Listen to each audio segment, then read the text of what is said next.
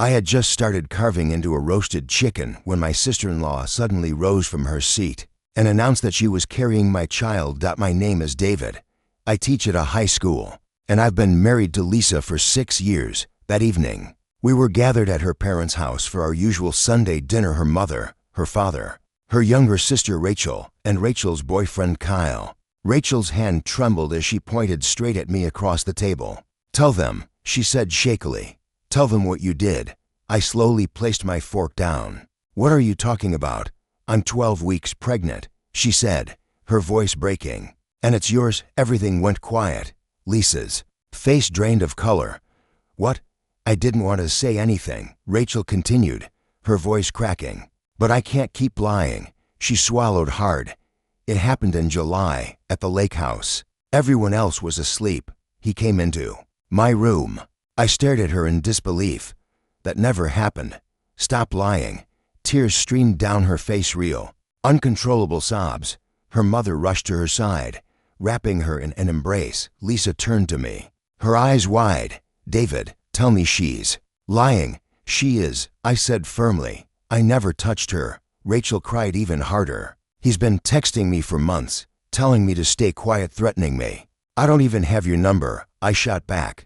Lisa's father pushed his chair back and stood up. He was a large man, and the look he gave me was full of disgust. "Get out of my house, Lisa. You know me," I pleaded. "You know I wouldn't do something like this." She wouldn't meet my eyes. "Get out," she repeated quietly. I first met Lisa 7 years ago in a bookstore in Portland. She was browsing poetry. I was searching for lesson plans. We ended up grabbing coffee and talking for 3 hours straight. Her family was closed weekly Sunday dinners, every holiday spent together. In the beginning, her parents were polite and welcoming enough. Rachel had been 19 when I met her. She was quiet, studying nursing, and seemed perfectly normal. We all got along well, no tension, no awkwardness. The previous July, we had spent a weekend together at her parents' lake house. Rachel had brought Kyle along. They'd been dating for months. I remembered that weekend clearly. We grilled food, played cards, and relaxed. I went to bed early both nights because I had a summer class to prepare for. Nothing happened, not even remotely close. Now I was sitting in a cheap motel off the highway because Lisa refused to let me return to our apartment. She sent one message: "Don't contact me. Don't contact my family. I need time." I tried calling her, no answer. I called her mother instead. The moment she picked up, she started yelling, calling me a predator and warning me to stay away from Rachel or she'd involve the police. I attempted to explain, but she hung up. Her father sent a single message: "If you know what's good for you, you'll disappear." I sat on the edge of the bed, staring at my phone. Rachel was lying. But why? And why now? I opened my laptop and began digging through my phone records. I needed proof. Every message I had ever sent, every call, every email. There was nothing connected to Rachel, not a single interaction. Then I checked my Google Maps location history for July 12th through 14th, the lake house weekend. My phone had barely moved. Just 2 short trips, once to the dock, once to the grocery store with Lisa. I was never anywhere alone with Rachel. I captured screenshots of everything and saved them. Then I started thinking about Kyle.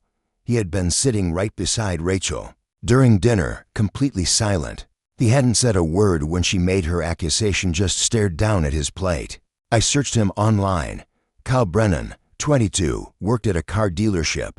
His relationship status still showed he was with Rachel. 2 days earlier, he had posted a photo of them at a restaurant, smiling, his arm around her. He didn't look like a man whose girlfriend had just confessed to cheating. Scrolling further, I found an older post from August. Rachel was tagged, "Can't wait for what's next. Big changes coming." The comments were full of congratulations, people asking if she was getting engaged. She replied to one, "Not yet, but soon." Something even better, something better than an engagement. I stared at that line, my phone vibrated. "Unknown number. Stop digging. This is your only warning." I read it several times. Then I took a screenshot and added it to my folder and kept going. The next morning, I contacted a lawyer, Paul Hendris. who specialized in family law and defamation. I explained everything. He listened carefully. Do you have any proof you weren't alone with her? He asked. Location data. Phone records. Nothing ties us together. That's helpful, he said. But it's defensive. What we need is proof she's lying. Motive, evidence of fabrication. How do I get that? You don't. He replied. I do. But it'll cost you, and it'll take time. If she's lying, there's a reason. We need to uncover it. I hired him that same day. A week passed. Lisa didn't reach out. Her entire family blocked me. Then Paul called. I found something. Rachel applied for state assistance 2 weeks before that dinner. Pregnancy coverage. She listed the father as unknown. Unknown. I repeated. Not you, he said. Which means you weren't her original plan. Something changed. What changed? That's what we need to find out. But there's more. Kyle has a sealed juvenile record assault. His family is struggling financially. I paused. You think this is about money? I think it's about something. And money is usually a strong possibility. While I was still on the phone, another call came in. St. Vincent's Hospital. Mr. Carver, we need you to come in. It's regarding Rachel Monroe. At the hospital, a woman named Susan Park met me and led me into a private office. Rachel listed you as the father. She said, I know. It's not true. She studied me briefly. We ran routine blood tests. There's a problem. What kind of problem? She's O positive. We need your blood type. Ob negative. She paused, then continued carefully. The fetus is B positive. I frowned. And that means it's genetically impossible for you to be the father. The words hit hard. Does Rachel know? Not yet. She'll be informed at her next appointment tomorrow morning. I called Paul immediately. We have medical proof. I told him. Perfect, he said. Let her find out first. Don't contact anyone. Let them come to you. The next afternoon, Lisa finally called. Her voice was shaky. Rachel's at the hospital. They told her, you can't be the father. I stayed quiet. She was so certain. Lisa continued. She even described things. Said you wore a gray shirt, that you weren't happy with me, that you kissed her at the dock. I wore white. I replied calmly. I was never alone. At the dock. And I've never been unhappy with you. Silence followed. Why would she lie? Lisa whispered.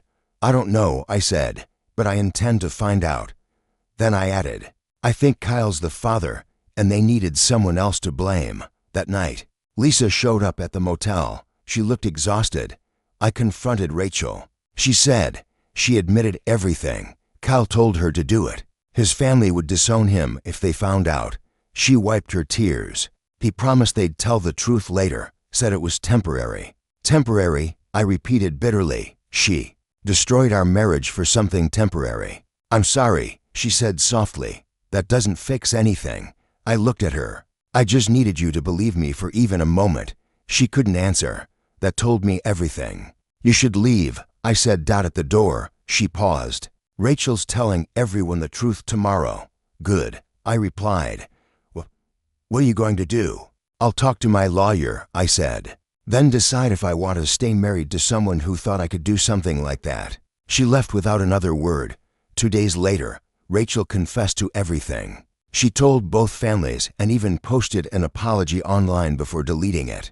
Lisa's parents called me, apologizing and asking me to come to dinner. I'm not family anymore, I told them. Kyle's family cut him off completely. He ended up staying with a friend. Rachel moved back in with her parents. The baby was due in for months. Lisa came to see me one last time. I handed her the divorce papers. She looked stunned. We can fix this. No, I said. You didn't make a mistake. You made a choice when it mattered. You believed her. I was scared. She's my sister, and I was your husband. I interrupted. Was. She broke down crying.